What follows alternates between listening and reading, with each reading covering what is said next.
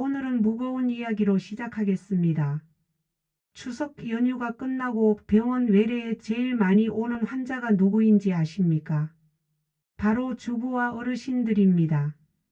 송편 빚고 전 부치고 손님 맞이하느라 하루 종일 서서 일한 분들입니다. 무릎이 퉁퉁 붓고 허리가 뻣뻣해져서 진료실에 들어오십니다. 대부분 이렇게 말씀하세요. 선생님, 그냥 명절 피로예요. 며칠 쉬면 괜찮아지겠죠. 그런데 검사해 보면 단순 피로가 아니라는 사실이 드러납니다. 연골이 닳고 관절 간격이 좁아진 무릎입니다. 디스크가 밀려 신경을 압박하는 허리입니다. 이게 바로 명절 노동이 우리 몸에 남기는 그림자입니다. 저는 30년간 환자를 보며 느꼈습니다. 관절은 하루아침에 망가지지 않습니다. 그러나 연속된 과부하가 쌓이면 단 몇 주만 해도 돌이킬 수 없는 손상이 올 수 있습니다. 세계보건기구는 놀라운 통계를 발표했습니다. 60세 이상 인구의 3명 중 1명은 만성 관절 통증을 겪습니다. 특히 여성은 더욱 위험합니다. 폐경 이후 에스트로겐 호르몬이 급격히 감소하면서 뼈와 연골이 빠르게 약해집니다. 그래서 남성보다 2배 이상 높은 관절염 위험에 노출됩니다. 미국의 권위 있는 란셋 저널은 충격적인 연구 결과를 발표했습니다. 70대 여성의 무릎 관절염 유병률은 40%를 넘어섭니다. 이는 단순히 불편함의 문제가 아닙니다. 삶의 질을 근본적으로 무너뜨리고 우울증과 낙상사고의 직접적 원인이 됩니다. 관절염으로 인한 사회적 비용도 엄청납니다. 우리나라에서만 연간 10조 원이 넘는 의료비가 관절 질환 치료에 쓰입니다. 실제 사례를 통해 관절 손상의 심각성을 보겠습니다. 67세 김모 할머니가 있었습니다. 추석 연휴에 3일 내내 송편을 빚고 차례상을 차리느라 쪼그리고 앉아 일했습니다. 명절 뒤에 무릎이 부어 진료실에 왔습니다.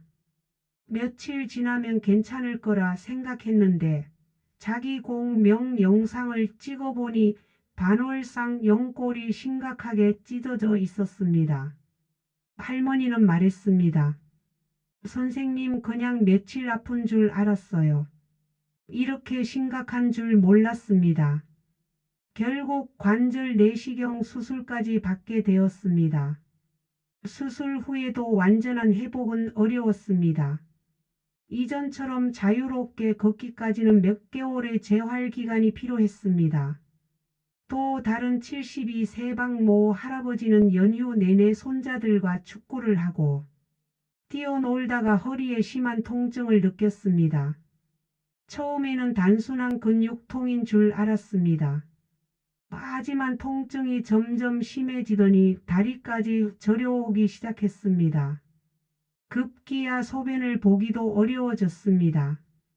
병원에서 검사한 결과 허리 디스크가 신경을 심하게 압박하고 있었습니다.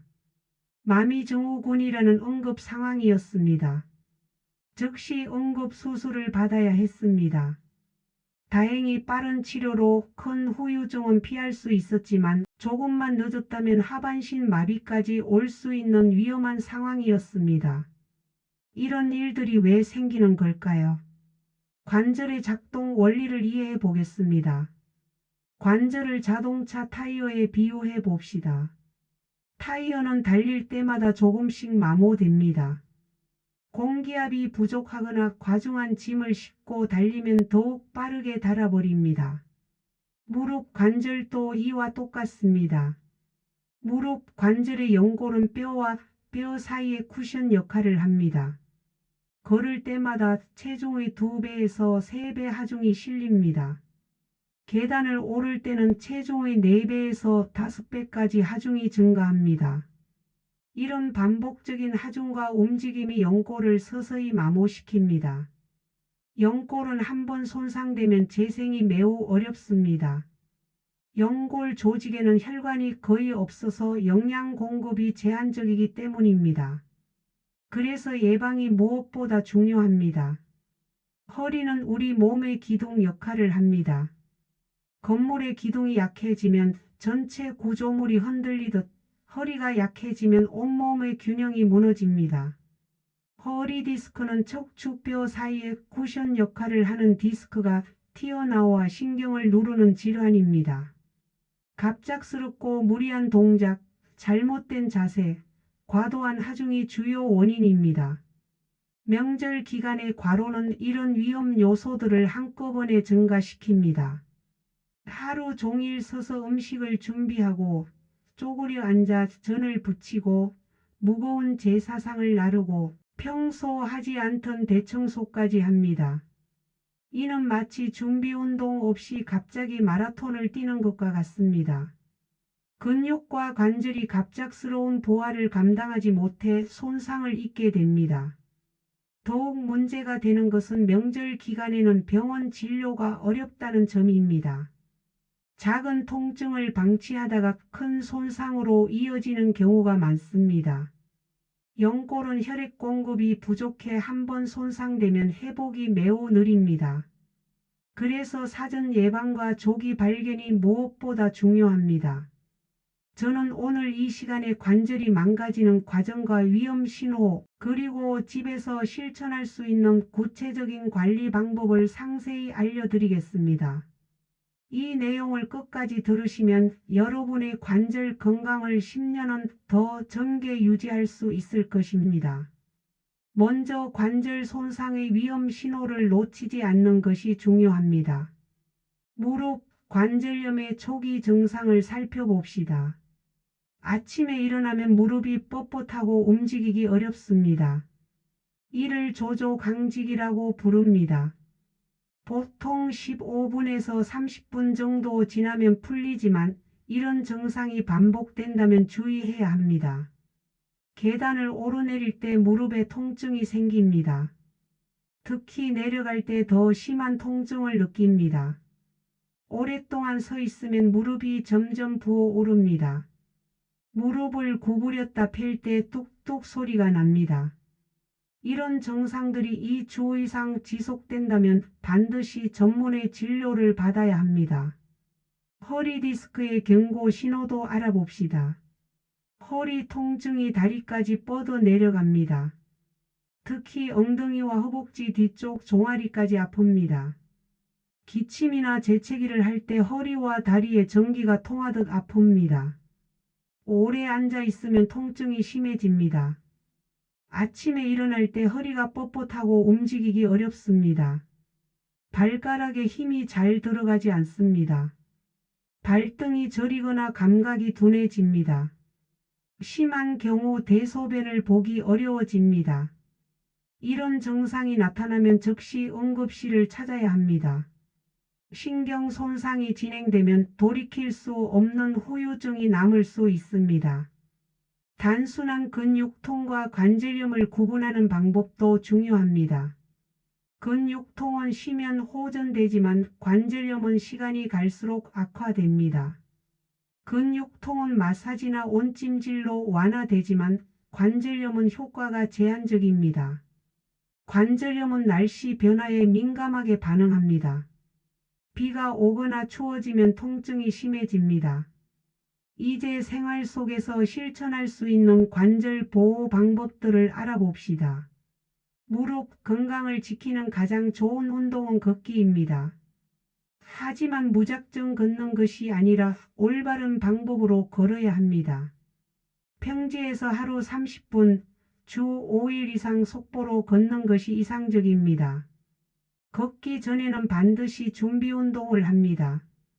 발목을 돌리고 무릎을 가볍게 구부렸다 펴는 동작을 10회씩 반복합니다. 걸을 때는 발 뒤꿈치부터 착지하고 발끝으로 밀어내며 걷습니다. 팔을 자연스럽게 앞뒤로 흔들어 줍니다. 분당 100에서 110보 정도의 속도가 적당합니다. 처음에는 10분 정도로 시작해서 일주일마다 5분씩 늘려갑니다. 통증이 느껴지면 즉시 멈추고 휴식을 취합니다. 무리해서 걷다가 오히려 관절을 다칠 수 있습니다. 등산은 무릎에 큰 부담을 주므로 관절염이 있는 분들은 피하는 것이 좋습니다. 허리 건강을 위해서는 코어 근육 강화가 필수입니다. 가장 간단한 방법은 의자에 앉았다 일어나는 동작을 반복하는 것입니다. 의자에 앉은 상태에서 팔을 가슴 앞으로 교차합니다. 천천히 일어났다가 다시 앉습니다. 하루 10회씩 3세트 반복합니다. 벽에 등을 대고 쪼그려 앉는 운동도 효과적입니다. 벽에서 30cm 정도 떨어져 섭니다. 등을 벽에 대고 천천히 앉는 자세를 취합니다. 허벅지가 바닥과 평행이 될 때까지 앉았다가 다시 일어납니다. 처음에는 5회부터 시작해서 점차 늘려갑니다. 플랭크 자세도 허리와 코어 근육을 강화하는 데 좋습니다. 엎드린 상태에서 팔꿈치와 발끝으로 몸을 지탱합니다. 머리부터 발끝까지 일직선이 되도록 유지합니다. 처음에는 15초부터 시작해서 점차 시간을 늘려갑니다. 1분 정도까지 할 수 있으면 충분합니다. 관절 건강에 도움이 되는 식단 관리도 매우 중요합니다. 관절에 해로운 음식부터 알아봅시다. 포화지방이 많은 기름진 음식은 염증을 증가시킵니다. 명절에 먹는 기름진 전이나 튀김류가 대표적입니다. 나트륨이 많은 짠 음식도 관절 부종을 악화시킵니다. 설탕이 많이 든 단 음료와 과자류도 피해야 합니다. 혈당이 급격히 올라가면서 염증 반응을 촉진합니다. 가공식품에 들어있는 트랜스 지방도 관절염을 악화시키는 주요 원인 중 하나입니다. 이런 음식들은 체중 증가의 원인이 되기도 합니다. 체중이 1kg 늘면 무릎, 관절에는 4kg의 추가 부담이 생깁니다. 70kg인 사람이 5kg만 늘어도 무릎에는 20kg의 추가 하중이 실리는 셈입니다. 따라서 적정 체중 유지는 관절 건강의 기본 조건입니다. 반대로 관절 건강에 도움이 되는 음식들을 살펴봅시다. 오메가3 지방산이 풍부한 등푸른 생선이 최고입니다. 고등어, 꽁치, 삼치, 연어 등을 주 2회 이상 드시기 바랍니다. 오메가3는 염증을 줄이고 연골 보호에 도움을 줍니다. 항산화 성분이 풍부한 채소와 과일도 필수입니다. 브로콜리, 시금치, 당근, 토마토, 블루베리, 체리 등이 좋습니다. 이런 식품들은 활성산소를 제거해 관절 손상을 예방합니다.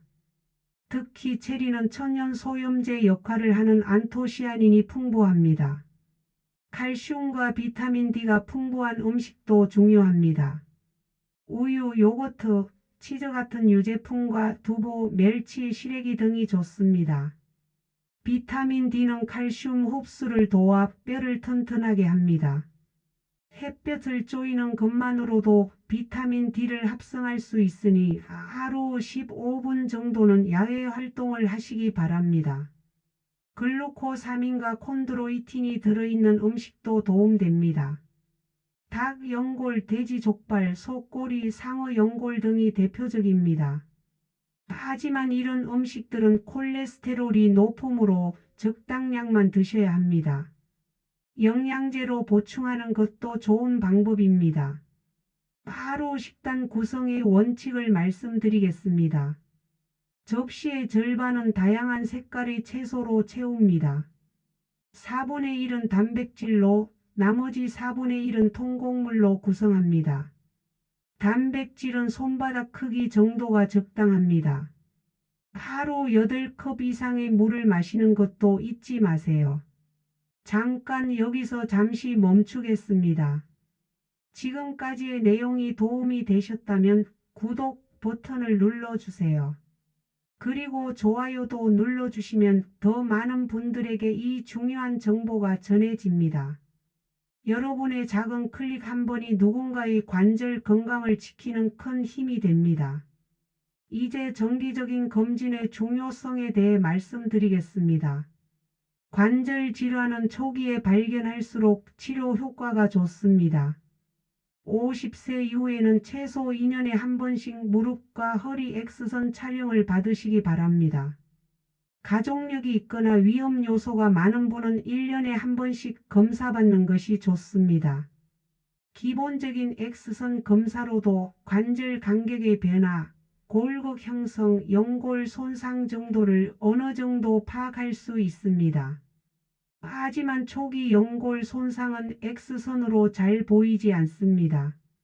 증상이 있는데 X선이 정상이라면 자기공명 영상 검사를 받아보는 것이 좋습니다. 혈액 검사도 도움이 됩니다. 적혈구 침강속도나 시반응성 단백질 같은 염증 지표를 확인할 수 있습니다. 류마티스 인자나 CCP 항체 검사로 류마티스 관절염을 감별할 수도 있습니다.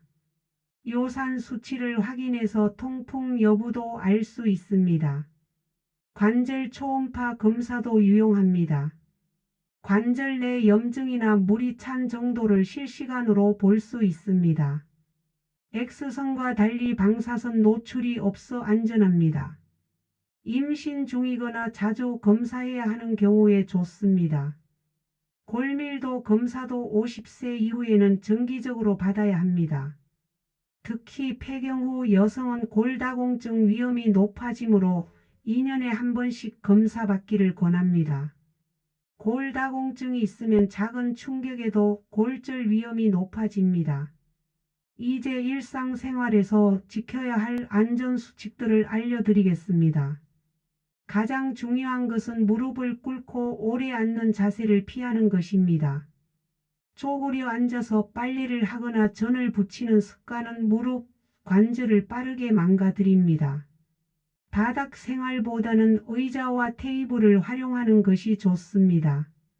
화장실에서 변기 높이가 낮으면 일어날 때 무릎에 부담이 됩니다. 변기 시트를 높여주거나 손잡이를 설치하는 것이 도움됩니다. 침대에서 일어날 때도 갑자기 벌떡 일어나지 말고 침대 가장자리에 앉아서 천천히 일어나는 것이 좋습니다. 무거운 물건을 들 때는 반드시 무릎을 굽혀서 듭니다. 허리만 굽히면 디스크에 엄청난 압력이 가해집니다. 물건을 몸에 최대한 가까이 붙여서 듭니다. 멀리 떨어진 상태에서 들면 허리에 더 큰 부담이 됩니다. 장시간 같은 자세를 유지하는 것도 좋지 않습니다. 1시간마다 자세를 바꾸고 가벼운 스트레칭을 합니다. 사무직에 종사하는 분들은 1시간마다 일어나서 3분 정도 걸어 다니는 것이 좋습니다. 서서 일하는 분들은 한쪽 발을 낮은 받침대에 올려놓고 교대로 씌워주는 것이 도움됩니다. 신발 선택도 중요합니다. 굽이 높은 신발은 무릎과 허리에 부담을 줍니다. 굽 높이는 3cm 이하가 좋습니다. 쿠션이 좋은 운동화나 편한 신발을 신으세요. 밑창이 너무 얇거나 딱딱한 신발은 피해야 합니다. 관절에 좋은 특별한 관리법들을 소개하겠습니다. 스트레칭은 관절 주변 근육의 긴장을 풀어주고 혈액순환을 개선합니다. 하루 10분 정도만 투자해도 큰 효과를 볼 수 있습니다. 종아리 근육을 늘려주는 스트레칭부터 시작해 봅시다. 벽에서 한 팔 정도 떨어져 서서 한쪽 발을 뒤로 뻗습니다. 뒤쪽 다리는 쭉 펴고 앞쪽 다리는 살짝 굽힙니다. 벽에 손을 대고 몸을 앞으로 밀면서 뒤쪽 종아리가 늘어나는 것을 느낍니다. 30초씩 양쪽을 번갈아 가며 합니다. 허벅지 앞쪽 근육 스트레칭도 중요합니다. 의자 등받이를 잡고 선 상태에서 한쪽 발목을 뒤로 당겨 엉덩이에 붙입니다. 허벅지 앞쪽이 늘어나는 것을 느끼며 30초간 유지합니다. 양쪽을 번갈아 가며 실시합니다. 허리 스트레칭은 무릎을 가슴 쪽으로 당기는 동작이 기본입니다. 바닥에 누워서 한쪽 무릎을 양손으로 감싸 안고 가슴 쪽으로 당깁니다. 허리와 엉덩이 근육이 늘어나는 것을 느끼며 30초간 유지합니다. 온찜질과 냉찜질을 적절히 활용하는 것도 도움됩니다. 급성 염증이나 부종이 있을 때는 냉찜질을 합니다. 얼음을 수건에 싸서 15분에서 20분간 대줍니다. 만성 통증이나 근육 경직이 있을 때는 온찜질이 효과적입니다. 따뜻한 찜질팩이나 온수병을 20분 정도 대줍니다. 수면의 질도 관절 건강에 큰 영향을 줍니다. 잠은 우리 몸의 회복 시간입니다. 하루 7시간에서 8시간의 충분한 수면을 취해야 합니다. 수면 부족은 염증을 악화시키고 통증에 대한 민감도를 높입니다. 잠자리 환경도 중요합니다. 침실 온도는 18도에서 20도 정도로 시원하게 유지합니다. 너무 푹신한 매트리스보다는 적당히 단단한 것이 허리 건강에 좋습니다. 베개 높이도 적절해야 합니다. 목이 자연스러운 곡선을 유지할 수 있는 높이가 좋습니다. 스트레스 관리도 빼놓을 수 없습니다. 스트레스는 근육을 긴장시키고 염증을 증가시켜 통증을 악화시킵니다. 깊은 호흡법을 익혀보세요. 코로 천천히 들이마시고 입으로 천천히 내쉽니다. 배가 부풀어 오르도록 복식 호흡을 합니다. 하루 10분씩만 해도 스트레스가 크게 줄어듭니다. 명상도 효과적입니다. 조용한 곳에 편안히 앉아서 눈을 감습니다. 호흡에만 집중하면서 머릿속 잡념을 비워냅니다. 처음에는 5분부터 시작해서 점차 시간을 늘려갑니다. 20분 정도까지 할 수 있으면 충분합니다. 취미 활동도 스트레스 해소에 도움됩니다. 독서, 음악 감상, 그림 그리기, 원예 등 자신이 좋아하는 일을 하루 30분 정도 해보세요. 즐거운 활동은 엔돌핀 분비를 촉진해 자연적인 진통 효과를 가져옵니다. 실제 가족 간의 대화를 통해 관절 건강 관리의 중요성을 살펴봅시다. 부인이 남편에게 말합니다. 여보, 오늘 또 무릎 잡고 있네요. 남편이 답합니다. 그냥 오래 서 있었더니 좀 아파요. 괜찮을 거예요. 부인이 다시 말합니다. 검사 한번 받아요. 지난번에도 붓기가 오래 갔잖아요. 남편이 마침내 답합니다. 알았어요. 이번 주 안에 병원 다녀오겠습니다. 또 다른 대화입니다. 아들이 어머니에게 묻습니다. 엄마, 왜 자꾸 허리를 짚어요? 어머니가 답합니다. 괜찮아. 나이 들면 다 이런 거지. 뭘 그런 걸 걱정해. 아들이 말합니다. 아니에요. 나이 탓만 하지 말고 운동 같이 해요. 저녁에 동네 한 바퀴 같이 걸어요. 어머니가 답합니다. 그래. 혼자서는 귀찮은데 같이 걸으면 하겠다. 이런 대화에서 중요한 것은 관심과 격려입니다. 나이 들어서 아픈 게 당연하다고 체념하지 말고 적극적으로 관리하려는 자세가 필요합니다. 가족의 관심과 함께하는 노력이 치료 효과를 배가시킵니다. 관절염의 단계별 진행 과정을 이해해 봅시다. 무릎 관절염의 경우 초기에는 아침에 일어났을 때 뻣뻣함만 느낍니다. 15분 정도 움직이면 괜찮아집니다. 이 시기에는 운동과 생활습관 개선만으로도 충분히 관리 가능합니다. 중기에 접어들면 계단을 오르내리기가 어려워집니다. 특히 내려갈 때 더 큰 통증을 느낍니다. 오래 걸으면 무릎이 부어오르고 밤에도 아프기 시작합니다. 이 시기에는 약물 치료와 함께 물리치료가 필요합니다. 말기가 되면 평지를 걷는 것도 힘들어집니다. 밤에 잠을 이루기 어려울 정도로 아픕니다. 무릎이 휘어지거나 오자다리가 심해집니다. 이때는 인공관절 수술을 고려해야 합니다. 허리 디스크도 비슷한 진행 과정을 거칩니다. 초기에는 허리만 아픕니다. 앉아 있을 때보다 서 있을 때 더 편합니다. 이 시기에는 자세 교정과 근력 강화 운동으로 호전될 수 있습니다. 진행되면 다리까지 아프기 시작합니다. 기침이나 재채기를 할 때 전기가 통하듯 아픕니다. 다리에 힘이 빠지고 감각이 둔해집니다. 이때는 신경 차단술이나 경막외 주사 같은 적극적인 치료가 필요합니다. 심해지면 대소변 장애가 옵니다. 하반신에 완전히 힘이 빠집니다. 이는 응급 상황으로 즉시 수술이 필요합니다. 시간을 놓치면 평생 후유증이 남을 수 있습니다. 관절염 예방을 위한 최고의 운동들을 소개하겠습니다. 수영이 최고입니다. 물의 부력 때문에 관절에 부담을 주지 않으면서도 전신 근육을 골고루 사용할 수 있습니다. 일주일에 3번, 한 번에 30분 정도가 적당합니다. 실내 자전거도 좋습니다. 앉아서 하는 운동이라 무릎과 허리에 무리가 적습니다. 강도는 대화할 수 있을 정도로 조절합니다.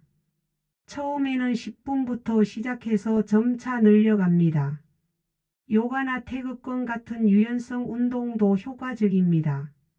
관절 가동 범위를 늘리고 균형 감각을 기릅니다.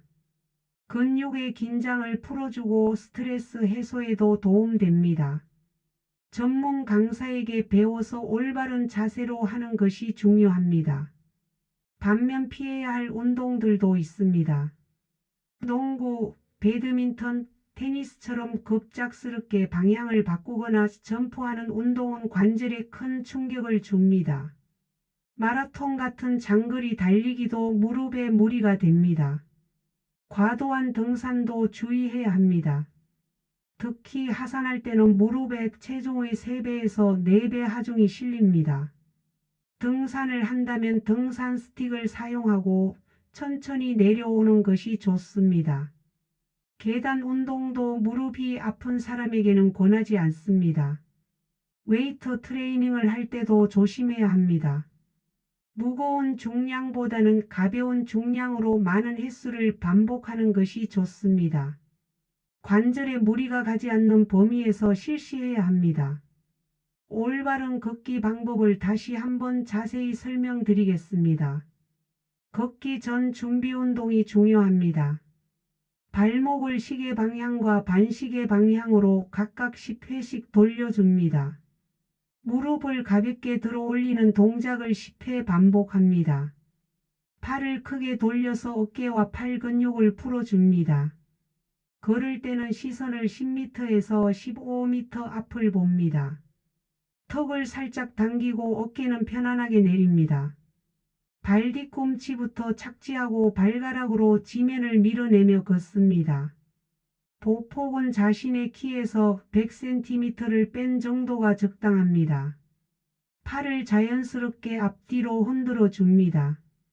팔꿈치는 90도 정도 굽히고 주먹을 가볍게 쥡니다. 호흡은 코로 들이마시고 입으로 내쉽니다. 3걸음에 한 번씩 숨을 들이마시고 3걸음에 한 번씩 내쉬는 리듬을 유지합니다. 속도는 분당 100에서 110보가 이상적입니다. 자신의 맥박을 체크해서 최대 심박수의 60에서 70% 범위를 유지합니다. 최대 심박수는 220에서 자신의 나이를 뺀 값입니다. 예를 들어 60세라면 최대 심박수는 160이고 목표 심박수는 96에서 112 정도입니다. 걷기 후에는 반드시 정리운동을 합니다. 종아리와 허벅지 근육을 늘려주는 스트레칭을 5분 정도 합니다. 갑자기 멈추지 말고 천천히 속도를 줄여서 마무리합니다. 관절에 좋은 영양소들을 더 자세히 알아봅시다. 글루코사민은 연골의 주요 구성 성분입니다. 하루 1500mg 정도 섭취하면 좋습니다. 게나 새우 껍질에 많이 들어있지만 음식으로 충분한 양을 섭취하기는 어렵습니다. 영양제로 보충하는 것이 효과적입니다. 콘드로이틴은 연골의 수분을 유지시켜 충격을 흡수하는 역할을 합니다. 하루 800에서 1200mg 정도가 적당합니다. 글루코사민과 함께 복용하면 시너지 효과가 있습니다. 오메가3 지방산은 강력한 소염 작용을 합니다. 하루 1g에서 3g 정도 섭취하면 좋습니다. 등푸른 생선을 주 2회 이상 드시거나 피쉬 오일 영양제를 복용하세요. 비타민 D는 칼슘 흡수를 도와 뼈를 튼튼하게 합니다. 하루 1000국제단위 정도가 필요합니다. 햇볕을 쬐면 체내에서 합성되지만 실내 생활이 많은 현대인은 부족하기 쉽습니다. 비타민 D 보충제를 복용하는 것이 좋습니다. 칼슘은 뼈의 주요 구성 성분입니다. 하루 1000mg 정도 필요합니다. 우유, 치즈, 요거트 같은 유제품이나 멸치, 뼈째 먹는 생선, 두부, 시래기 등에 많이 들어 있습니다. 마그네슘은 칼슘과 함께 뼈 건강에 중요한 역할을 합니다.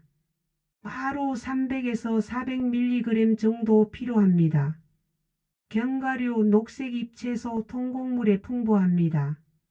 비타민C는 콜라겐 합성에 필요한 영양소입니다. 하루 90mg 정도면 충분합니다. 과일과 채소의 풍부함으로 다양하게 드시면 부족할 일은 없습니다. 염증을 줄이는 생활 습관들을 알아봅시다. 금연은 필수입니다. 담배는 혈액순환을 방해해서 연골의 영양 공급을 막습니다.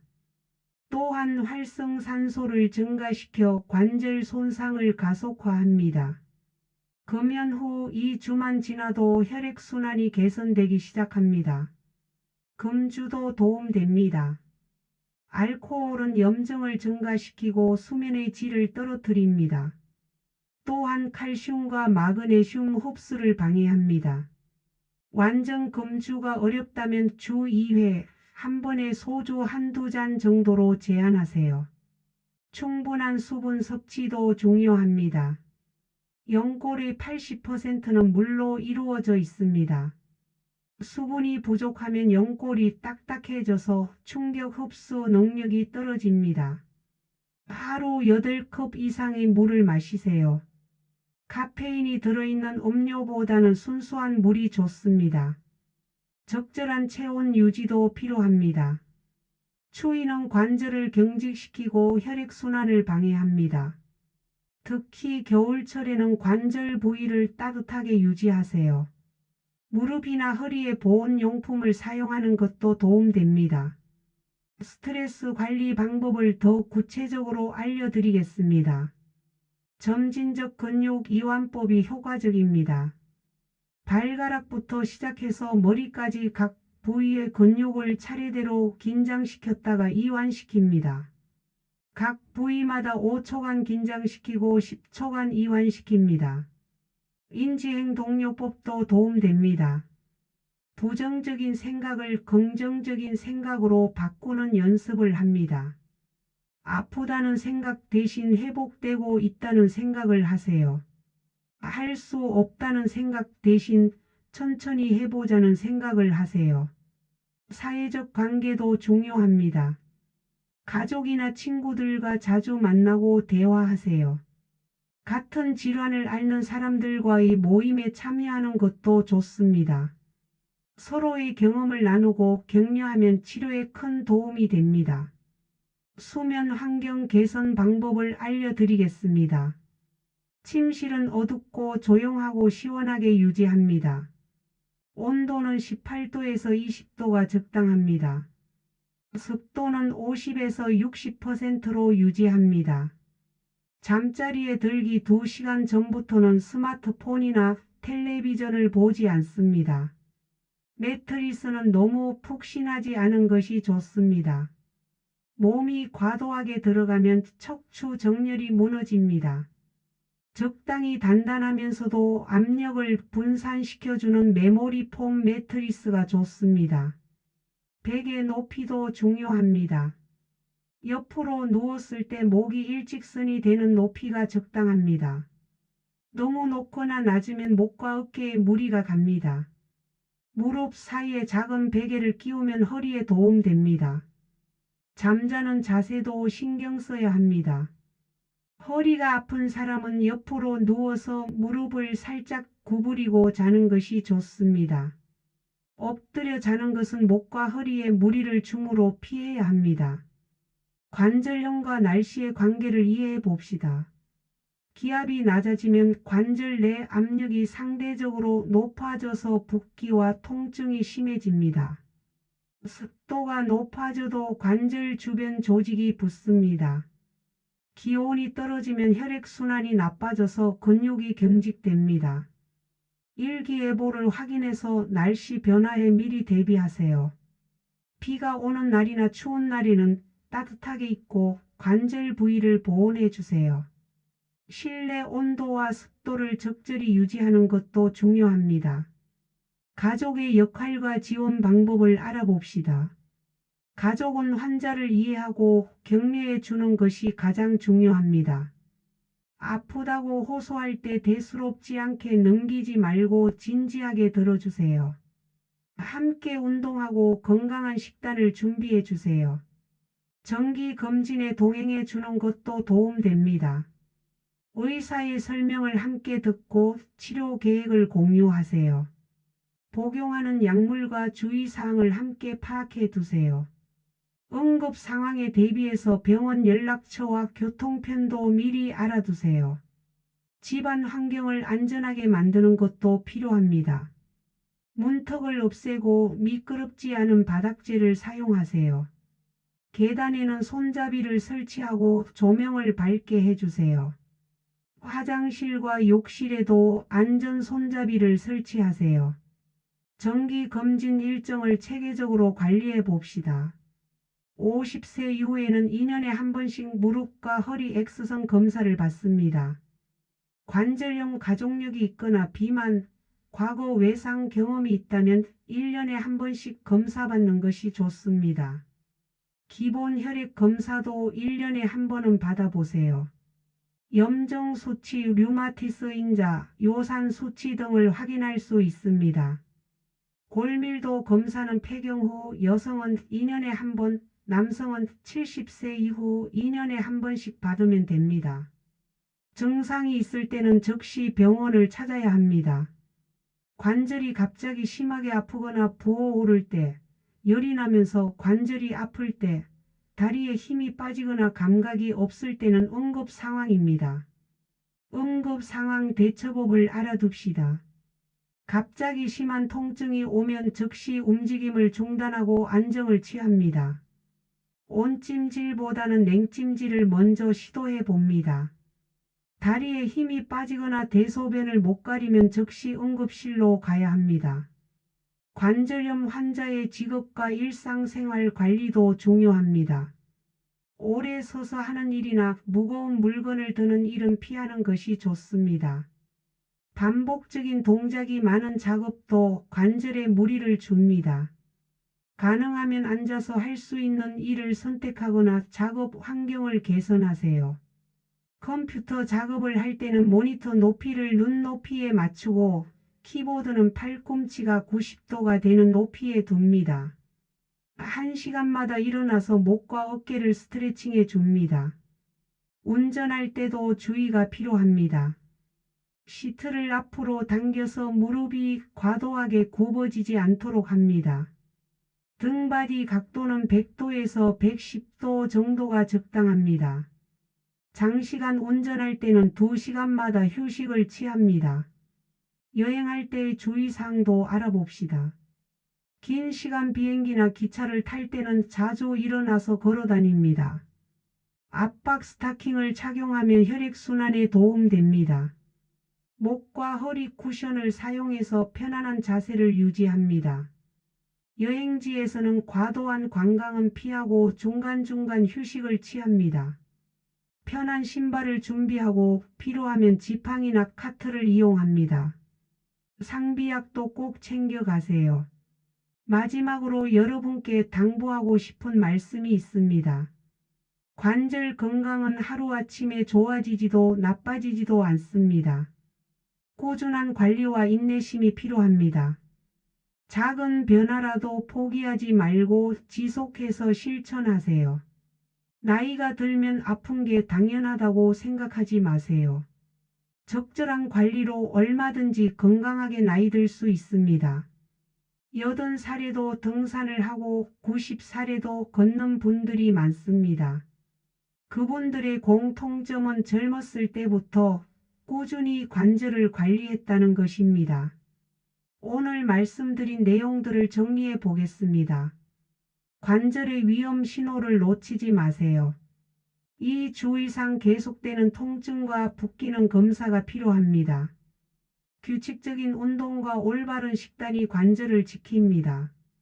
걷기, 수영, 요가가 최고의 운동입니다. 스트레칭과 충분한 수면도 빼놓을 수 없습니다. 체중 관리는 관절 건강의 기본입니다. 체중 1kg이 줄면 무릎에 4kg의 부담이 줄어듭니다. 금연과 절주, 충분한 수분 섭취도 중요합니다. 정기 검진으로 조기 발견하고 조기 치료받으세요. 오늘 당장 실천할 수 있는 5가지를 다시 말씀드리겠습니다. 지금 당장 무릎을 만져보시고 붓기가 있는지 확인해 보세요. 오늘 저녁부터 20분 걷기를 시작해 보세요. 냉장고에 있는 기름진 음식과 단 음료를 줄여보세요. 체중계에 올라가서 현재 몸무게를 확인하고 목표를 정해보세요. 이번 달 안에 정형외과 검진 예약을 잡아보세요. 여러분의 관절 건강이 10년 후, 20년 후의 삶의 질을 결정합니다. 지금 조금 불편하더라도 올바른 습관을 만들어 가세요. 계단을 자유롭게 오르고 손자와 함께 뛰어놀고 여행을 마음껏 다닐 수 있는 미래를 위해 오늘부터 시작하세요. 이 내용이 도움이 되셨다면 꼭 구독과 좋아요 버튼을 눌러주세요. 그리고 댓글로 여러분의 관절 관리 경험이나 궁금한 점들을 나눠주세요. 여러분의 경험이 다른 분들에게 큰 도움이 됩니다. 이런 소중한 건강 정보가 더 많은 분들께 전해질 수 있도록 가족과 친구들에게도 공유해 주시기 바랍니다. 다음 시간에는 치매와 기억력을 지키는 구체적이고 실천 가능한 방법들을 준비하고 있습니다. 내 건강을 위한 운동, 식단, 생활 습관까지 상세하게 알려드리겠습니다. 여러분의 뇌가 90세까지도 젊고 건강할 수 있는 비법들을 공개하겠습니다. 건강하게 또 만나 뵙겠습니다. 감사합니다.